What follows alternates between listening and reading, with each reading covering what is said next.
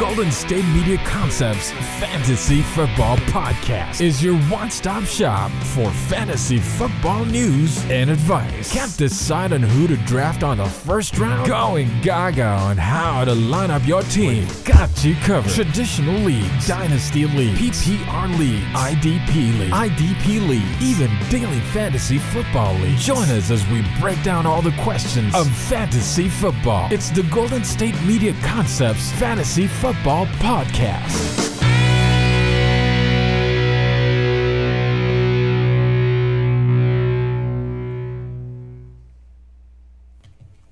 What is good, ladies and gentlemen? We are back again, back for another episode of the GSMC Fantasy Football Podcast. Super happy to be here, obviously. My name is Austin. I am the host, going live at 7 p.m. Mountain Time every single weekday, Monday through Friday, so make sure y'all are tuning in. We're brought to you by the GSMC Sports Network. We appreciate them for putting on the show. I appreciate them for, letting me do this as my job, be able to be the fantasy football host. I love it, man. I love being here. We had a weird weekend of football that we witnessed in week 4. Very weird. Some dogs barking, some weird things happening. I'm ready to get into it all in this episode. Today I'll be talking about my winners and my losers from week 4. So like I said, super excited to get into that. Thank you guys for watching. If you're tuned in, I do appreciate. Make sure you're liking and subscribing, interacting with the channel wherever you may be watching the podcast. But last thing, we have our Patreon channel that's going on currently. It is happening in full swing. I do 2 Patreon segments every single day. So if you guys want to check out the Patreon and want to see my exclusive fantasy football takes, my fantasy football content, you can only get it on my Patreon or on the GSMC Patreon. So make sure you guys check that out too. But guys, we got the 4 segments today. 4 total segments: running back winners, running back losers, wide receiver winners, wide receiver losers. That is what we're doing today, just kind of recapping everything that happened in week 4. And I think I got like 12 or 13 guys that I want to speak on from a fantasy perspective and just kind of talk about their performances, how they did, whether they won or they lost the week. So that is pretty much the motion for this episode. Let's just get right into my running back winners. And, it wouldn't be an NFL podcast if we didn't talk about this guy.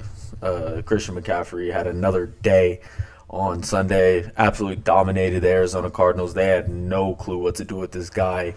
Ended up with the most fantasy points out of any other player in the entire league with 48.7 fantasy points in PPR leagues. He's just a guy that you have to mention. Christian McCaffrey, 177 yards and 4 touchdowns total, 177 yards from scrimmage. Had like 107 on the ground and like 70 through the air. So just a really impressive day. Really do think Christian McCaffrey's the type of guy that could literally play wide receiver and not play quarterback at all and still be just as effective as, an NFL player and probably still as a top fantasy player. Very talented guy from Colorado. So, a bunch of my friends know him. Super cool to see a guy like Christian McCaffrey eating up. And I think he's really the best running back in the league right now. Makes it look very easy out there. If you guys watched the game, he had a crazy play where he hurdled a guy and went right into the end zone. It was absolutely ridiculous. He's currently the running back 1 right now in fantasy football too. Currently the running back 1. It was Raheem Mostert, but he saw Mostert put up his little 45-point day. He said, I'm going to have a 45-point day of my own and make sure I'm running back 1 in fantasy football. I'm sure that was his motivation to have such a big day against the Arizona Cardinals. Makes a lot of sense. But yeah, this guy just way too dominant, way too strong, way too fast. I'm sure he's going to be in the Hall of Fame. Didn't even really need to feature him because he's a winner every single week, but I thought I would hit Christian McCaffrey. 48.7 fantasy points. That is going to get it done for the boys. My next running back winner, and this guy was like, he was kind of in the air whether or not he was going to follow up his big week 3 performance with another big performance. Devon Achane was actually the number 1 fantasy player in week 3, and being that he's kind of the running back 2 in the Miami situation, we didn't really know if Raheem Mostert was going to, take the lion's share of the carries or if Achane was going to be leaned on to be the lead back in this Week 4 matchup versus the Bills. Obviously, they lost by a lot, so I don't know if it can I don't know. I'm just not sure if this means like a ton, if it's like Mostert is just going to be the running back 2 now or something like that, just because Achane had another good performance. I don't really think that's what's going to happen, but he did show up and perform in Week 4, so I'd love to see it. He went for only 8 carries, 101 yards, and 2 touchdowns. Also added in 3 catches for 19 yards on his 5 targets that he got from Tua Tagovailoa. So pretty productive day for him. Only 11 touches, so I don't really love to see that from like being a running back 1 or someone that is going to play running back 1. 1 second. Guys, I just got to fix some sound real quick, so we'll be right back to talk about running backs.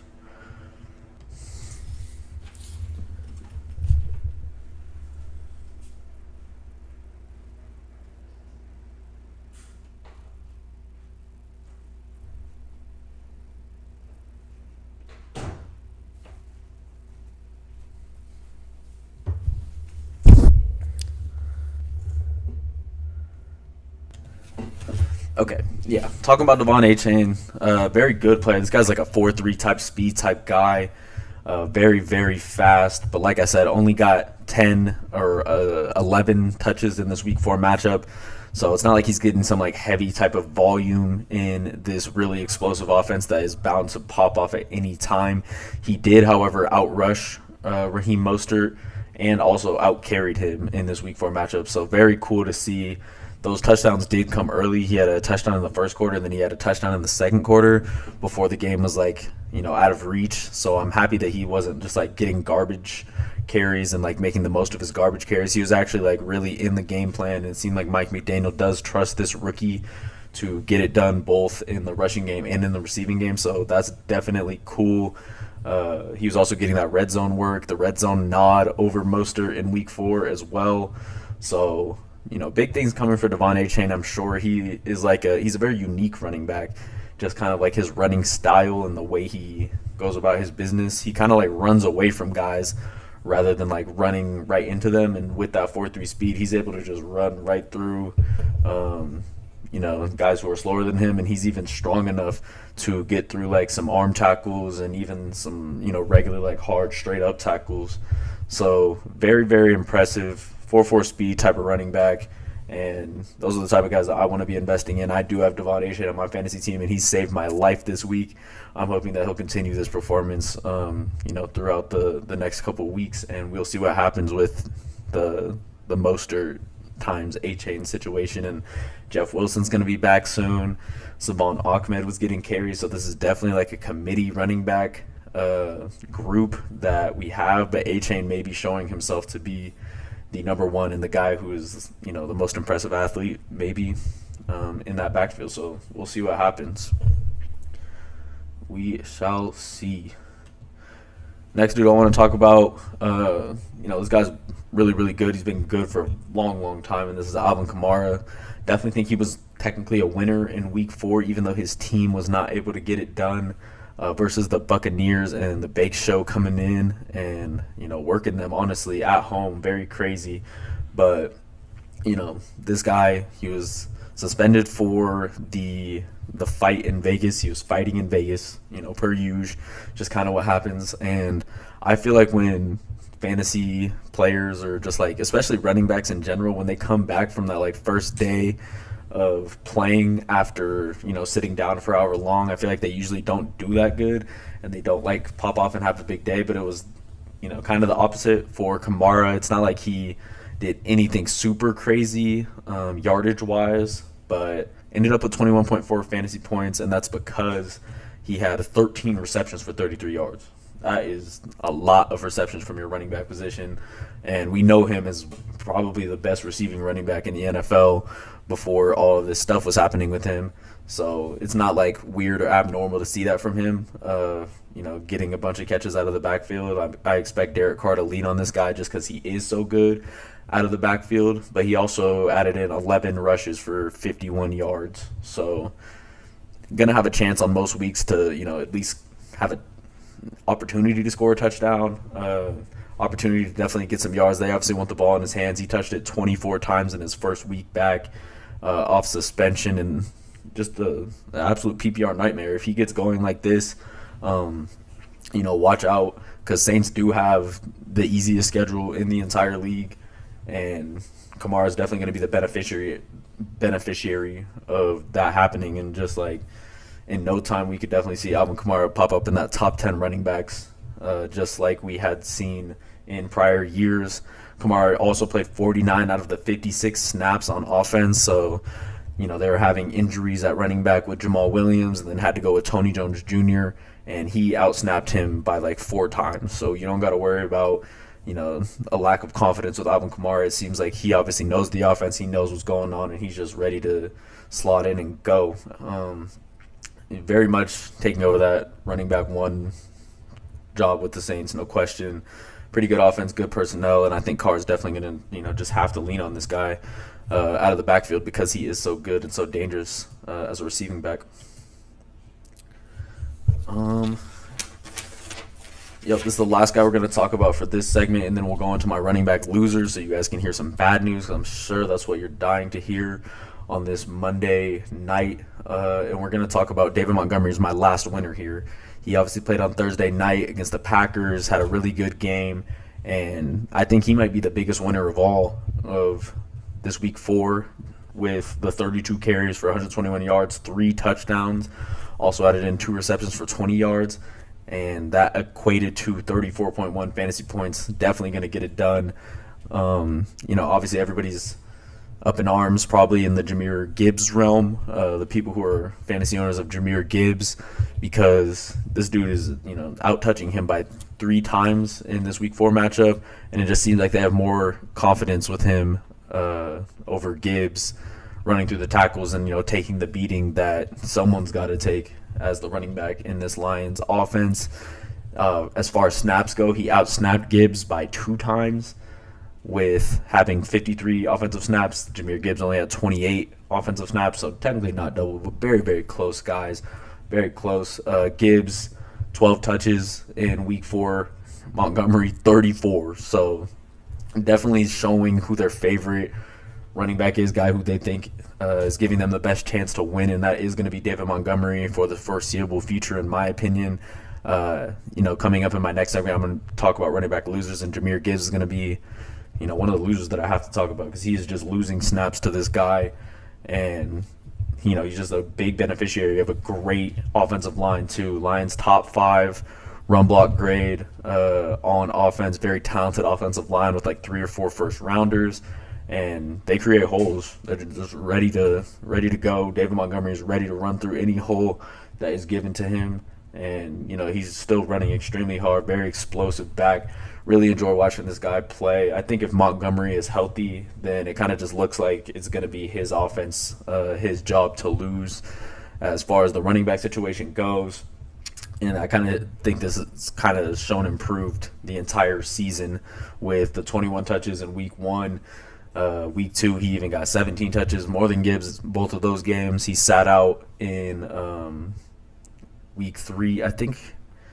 No, he sat out one of these weeks, but he has out-touched Jahmyr Gibbs every single time. 34 touches in week 3. This dude's a workhorse, and I think he's one of the most solid running back 2 options just because of his high production on the ground. Wonderful offensive line, and he's going to have a good chance to take you far in your fantasy season. Love him in weekly DFS. All of that stuff, just because you can probably get him at a pretty decent price. But guys, when I come back, we're going to talk about my running back losers, because there's not winners without losers. Someone's got to lose, and we're going to talk about it in a second.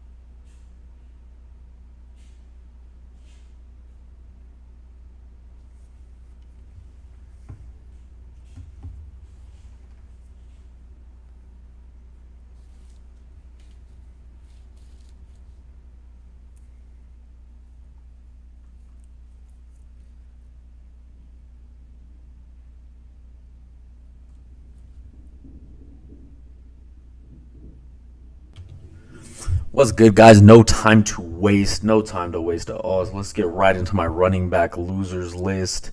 Guys who did not, live up to the task in their week 4 matchups. And I'm going to start right where I told you I was going to start. And that's going to be with Jahmyr Gibbs. Obviously, kind of the running back 2 for the Detroit Lions. Really good player, especially really good in college at Georgia State and Bama. Love what I saw from his college tape. And we have to remember, this is a 21-year-old kid. I'll put him on the losers list, but I'm sure this guy has a very bright future ahead of him. But unfortunately, right now, he just doesn't look like a running back 1 candidate in my eyes, in my opinion. He looks kind of like more of like the Joker role or the, utility weapon for the offense. Someone that can do a lot of things, but he's just not like an elite guy who runs through the tackles in a very strong way. It seems like he's just getting brought down very easily. He's very light, and not the shiftiest guy either, which is kind of weird for how fast he is, in my opinion. But think that, he'll find a way to turn it around at some point. He'll have a time where he has a big game, but, weeks 1 through 3 have not shown him prove that he is ready to have that big game yet. He, as I said last segment, 1/2 of David Montgomery's snaps, so he's not even really getting the opportunity to go out there, and apparently they don't want him to. They want David Montgomery out there, which makes a lot of sense. So I think Jahmyr Gibbs is someone that you're going to have to downgrade probably to like your flex position. He seems like a guy that can get you like 10 points a game, especially because of how good of a receiver he is. I still think that he belongs in starting lineups probably, but I would be downgrading him to my flex position just because of the work that David Montgomery is getting in the games that David Montgomery has played. His touches have been 9 touches in week 1, 14 touches, and then 12 touches in all the games that David Montgomery has played. Obviously, there was a game that David Montgomery did not play, and I think he had more like 20 touches at that point. So if David Montgomery is ever injured, obviously that guy runs really, really hard, and there's some chance that he will get injured throughout the season. Praise God that, blessings, that doesn't happen. But if that were to happen, then Gibbs automatically upgraded to running back 1 type of situation just because of the great offense that he's in and his elite pass catching prowess. But unfortunately, guys, this dude just doesn't really break any tackles. He doesn't, get any yards after contact, stuff like that. He doesn't have like a Bijan type juke package, which, getting drafted this high, you would expect more of a juke package from a guy who's supposed to be fast and twitchy, like Jahmyr Gibbs is supposed to be.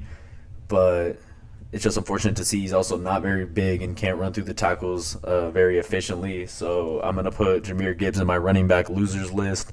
Like I said, I think he has a lot of potential, but he's got a lot to prove for fantasy managers this season, and thus far he has not done that. And that's okay. 21 years old, he's going to get better. But next guy, this guy, man, his trajectory is currently downhill, so downhill right now. This is Dalvin Cook. Obviously, we remember him as a top 10 fantasy running back since, the dawn of time. I really can't remember a season where Dalvin Cook has not showed out. Pretty much every single season he's going crazy, at least getting the yards. So it wasn't really getting the touchdowns last year, but now this year really not getting anything at all. He's currently ranked running back number 53 in fantasy football, which is terrible for a guy of this type of magnitude, this type of talent. It doesn't really make sense that a guy like this can't find a way to be like a top 30 running back in the league. It's very strange to me. His fantasy value has practically been reduced to ashes at this point, literal ashes. And I think a lot of it is just because he's not having any opportunity to get the ball or make any plays. I told y'all that David Montgomery, I think, how many snaps did we see David Montgomery have? David Montgomery, 53 snaps on offense, whereas Gibbs had just the 28 snaps.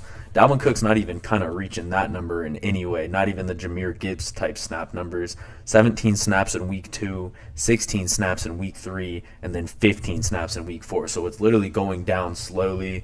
It's like a slow airplane just waiting to crash into the ground and, just completely ruin your chances of being good in fantasy if you invested in Dalvin Cook, man. And like you just can't invest in him anymore. Michael Carter, who's supposed to be the running back 3, literally got 18 snaps in week 4, where Dalvin had 15, and then Breece Hall led that backfield with 26 snaps in week 4. So it kind of is like, it's not even kind of, it's very much a committee backfield. Michael Carter somehow biting off 18 snaps in this offense, and obviously their quarterback situation, while it looked a little better in week 4, I just don't see how my guy Dalvin Cook fits into this offense in any way. It doesn't really make any sense. There's really no dominant running back 1 in this Jets offense at all. In the entire season, Hall has 32 carries while Cook has only 30 carries. And guys like David Montgomery are getting 30 touches a game. Dalvin Cook only has 30 carries total. It's just very bad situation for a very good player, in my opinion. Jets also currently boasting the 31st ranked offense when it comes to the run in the NFL. That's the PFF grade. And Breece Hall and Dalvin Cook combined for 11 carries in their week 4 matchup. There's just simply not enough usage to ever think about putting Dalvin Cook in your lineup right now. Breece Hall hardly is going to make it in. Breece Hall looks like almost just as good as like Jahmyr Gibbs, but Dalvin Cook is down. Can't use him and must put Dalvin Cook on your bench immediately. Is this the last guy we're going to speak on? Yeah, before we go to our wide receiver winners, I do want to talk about this last running back loser in week 4, and that is going to be Kenneth Gainwell. Gainwell not looking pretty from a fantasy perspective at this moment, and that's obviously because DeAndre Swift has been showing out for the past couple of weeks. Did a pretty good job in week 4 too. Know he had a touchdown and had like definitely the most rushing yards on the team, like 45 plus rushing yards. And Gainwell is the unbeneficiary of this movement in their backfield. Week 1, he came in. He kind of showed that he was going to be the number 1 running back, and I'm sure a lot of people were excited taking their late round flyer on Kenneth Gainwell when he got the 18 touches. Sat out week 2. I think he had rib injury was his issue.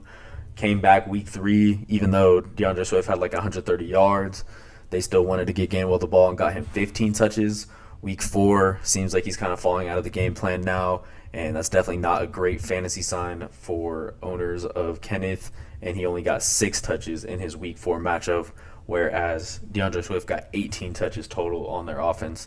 I think his job is pretty much lost here, seemingly. There's also so much parity in their backfield where they have, first-round talent, Rashad Penny, who's a very efficient runner that they haven't even used, who I personally think is better than Kenneth Gainwell already. So maybe just getting him up to speed to be like the bowling ball near the end of the season that they hadn't used yet.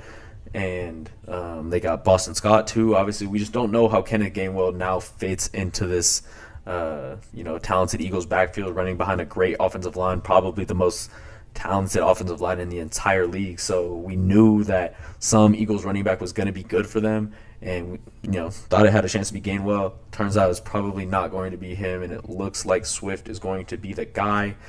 Kenneth Gainwell losing whatever fantasy value that he ever had.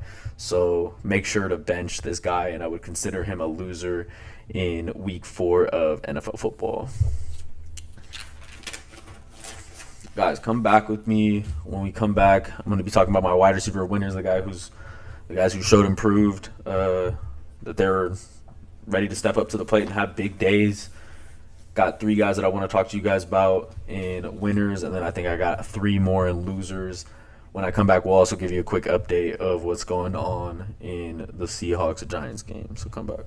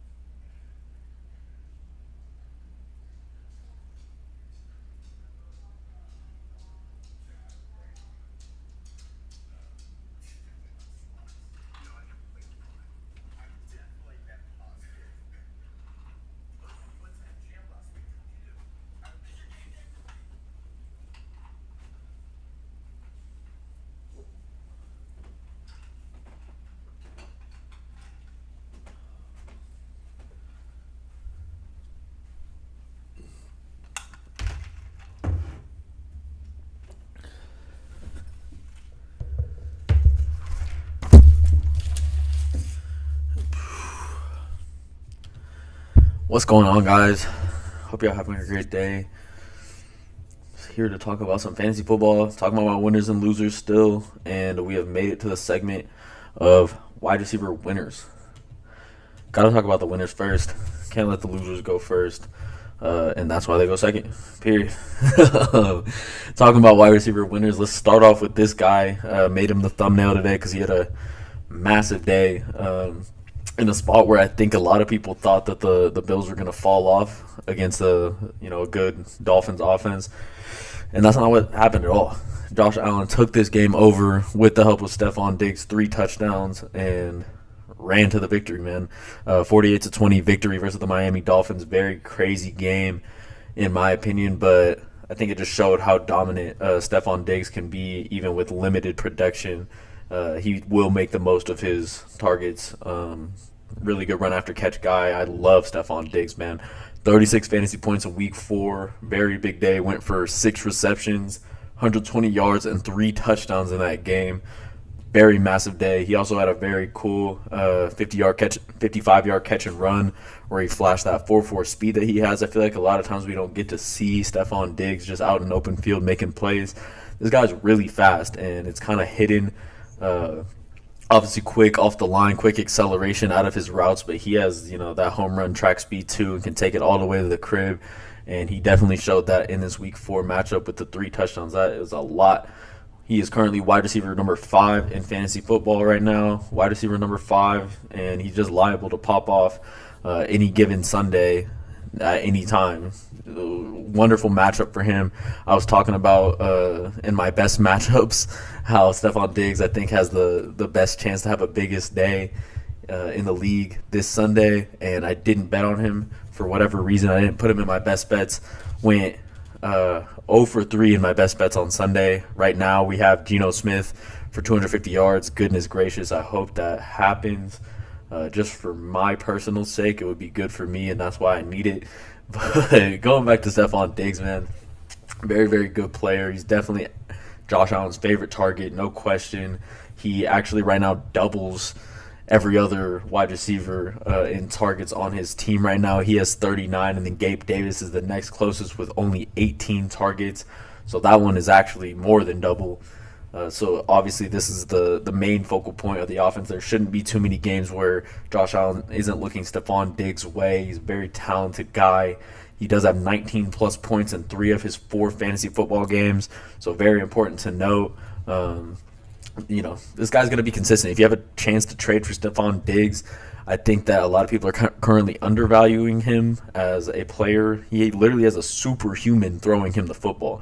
Josh Allen is the most superhuman, looks like he was built in a lab type quarterback, strong, fast, and can do it all. And Stephon Diggs is blessed to be able to have him, be the one that gets him the ball, because it's going to be very efficient a lot of the time. It's going to be very good when Josh Allen's not taking all of these chances that he sometimes likes to take. He just plays within himself, finds this guy. It's going to be a dangerous, very, very, very dangerous situation for that division if Josh Allen starts heating up, and then Diggs, I think, is already going to be ready to go. It's just going to be on Josh Allen's shoulders at that point. Next guy after Stephon is going to be DJ Moore. Love me some DJ Moore, man. Very good player, and kind of in a weird situation with Justin Fields being his quarterback. Man, I would much rather have Josh Allen be my quarterback rather than Justin Fields. I think that probably will go with any wide receiver in the world, or anybody who's watching football, fantasy owners, whatever. But DJ Moore finally showed improved. A really big fantasy day in week 4. Went for 27.1 fantasy points in his week 4 matchup versus the Broncos. Obviously, the Broncos are down bad on defense, so this might be a bit of an inflated number from him, but went for 8 receptions, 131 yards, and a touchdown.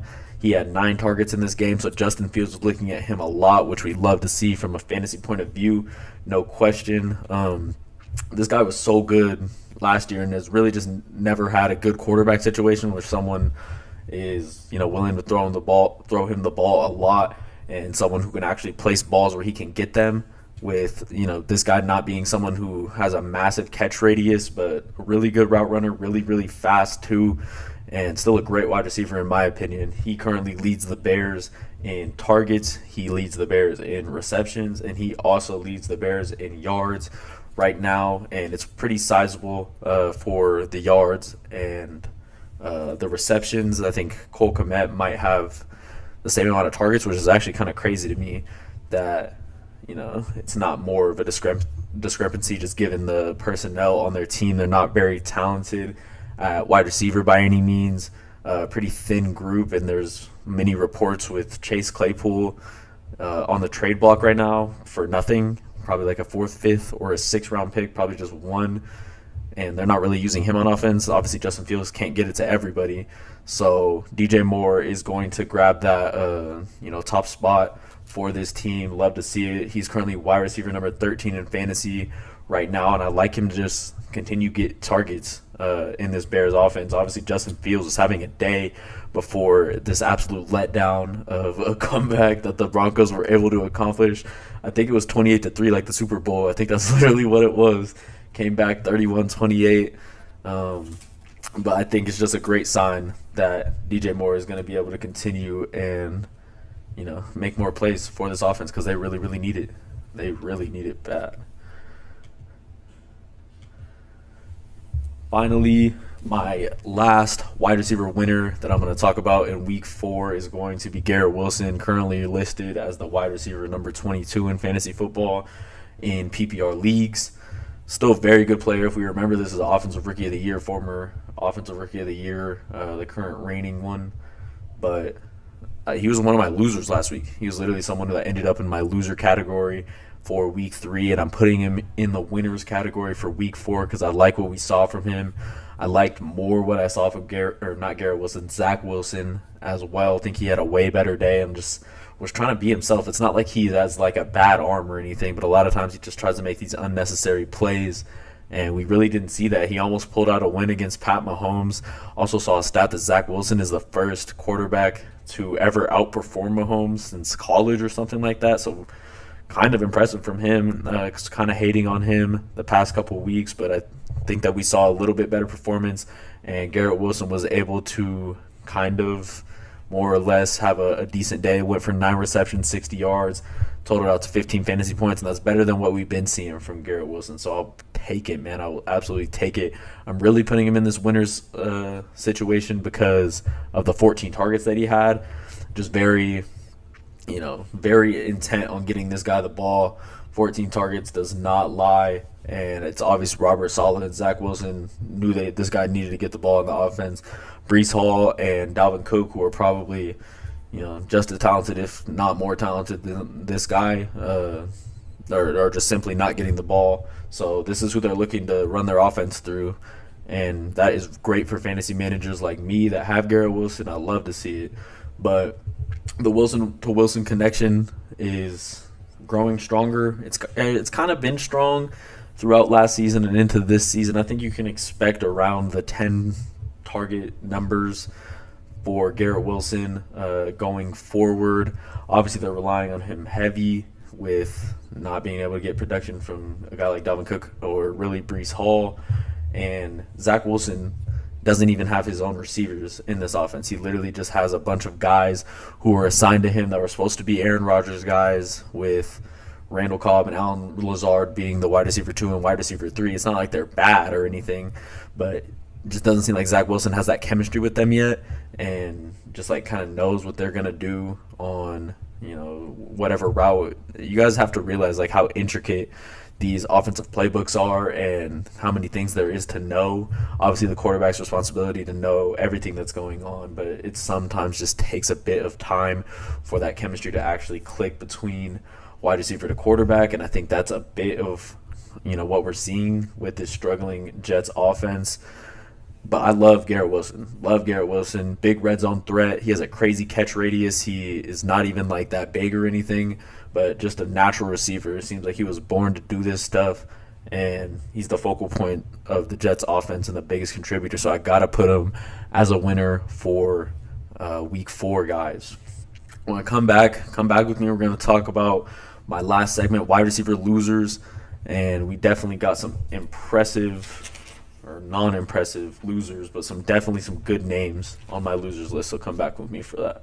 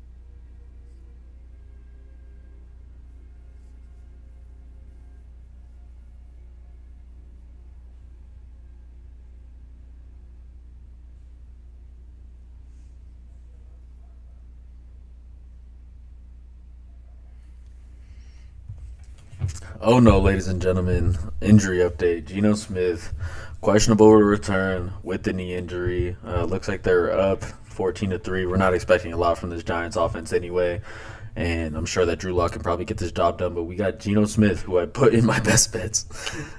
All my best bets just going down, and I think I'm gonna go 0-4 because Geno Smith is now injured, questionable to return.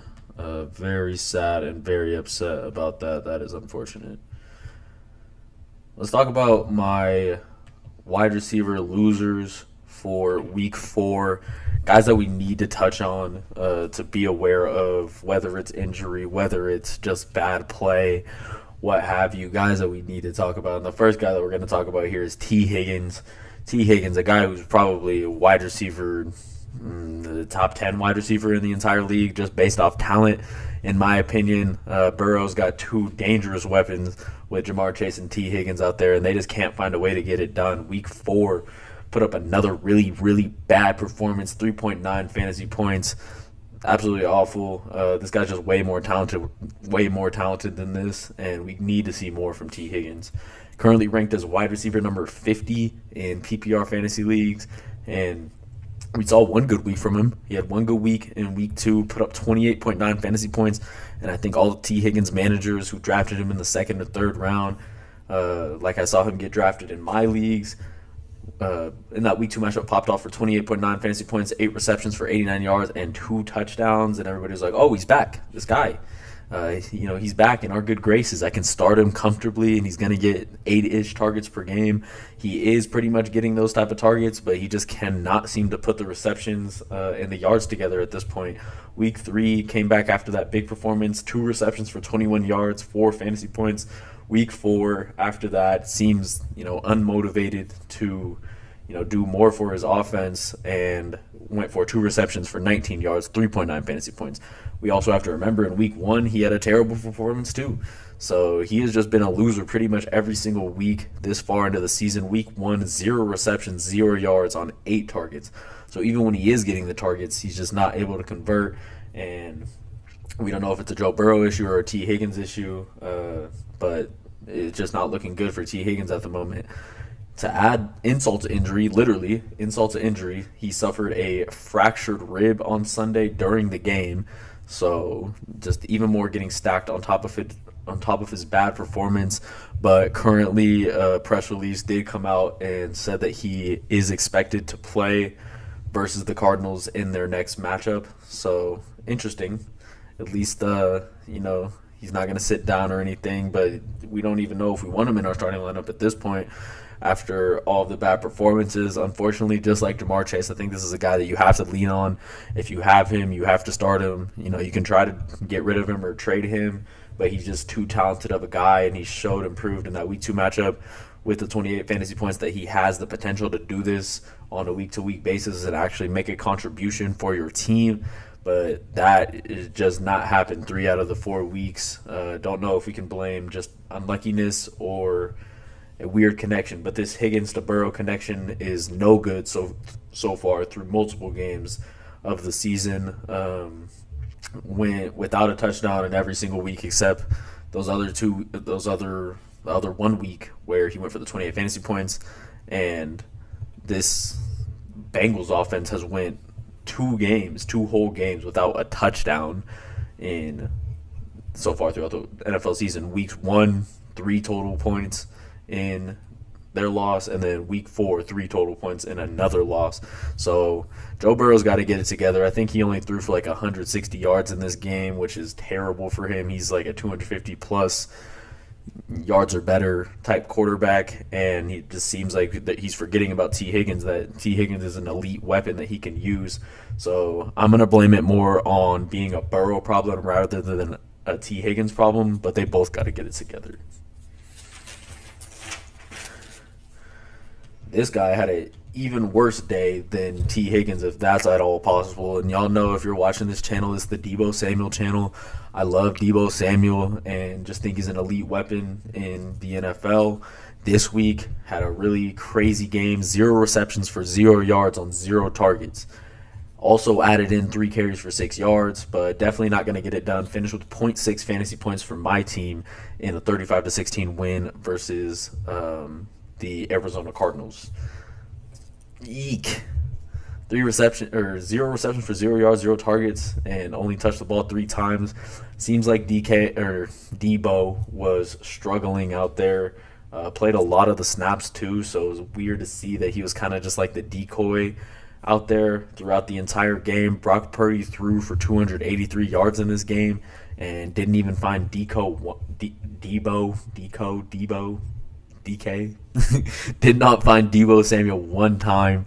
And to add insult to injury again, just another guy who is now listed on the day-to-day list. He was going with a knee injury or the rib injury. I think he was more focused on his ribs being injured right now, but playing the majority of the snaps and being as elite of an athlete as this guy is, and getting 0 targets throughout the entire game is crazy when your quarterback puts up almost a 300-yard day. Ayuk was the beneficiary of those yards for this given day on Sunday, and came out with 6 receptions for 148 yards, which is pretty good for him.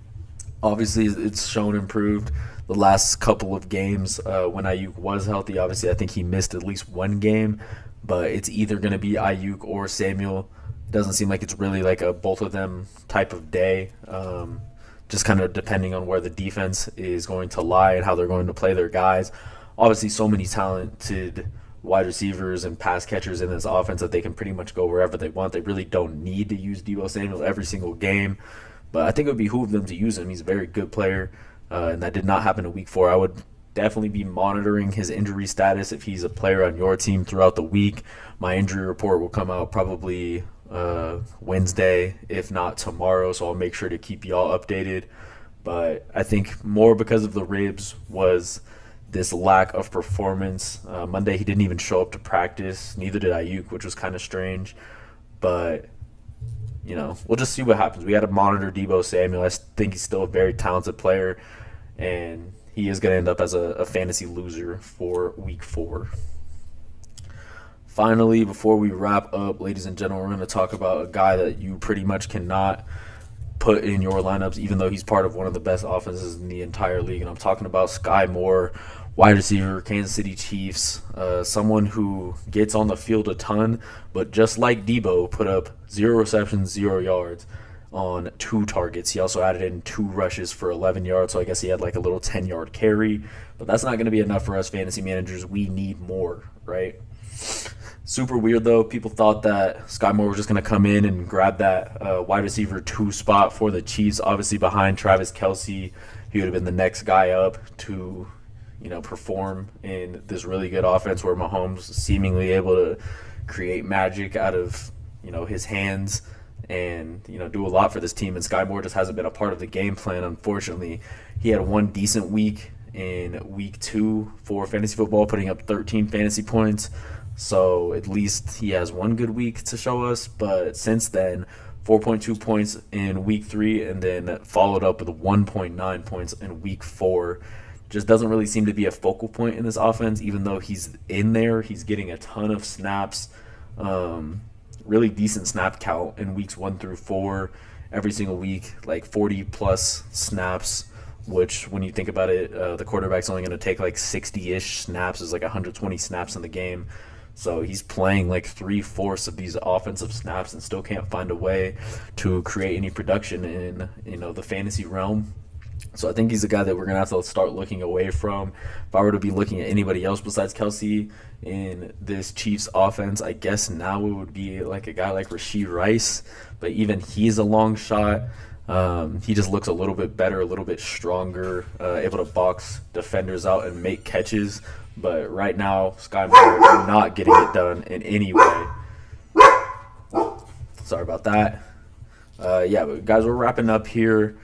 Definitely do not have Sky Moore on your team. Definitely do not, make moves to get this guy. He has not shown improved anything from a fantasy realm. From the fantasy perspective, it just doesn't make sense to have him on your team in any way. So he's going to be classified as a loser in Week 4. But guys, that is going to pretty much wrap up this episode of the GSMC podcast. Make sure y'all check out the Patreon, like and subscribe, all those things. And we'll see you back here tomorrow at 7 p.m.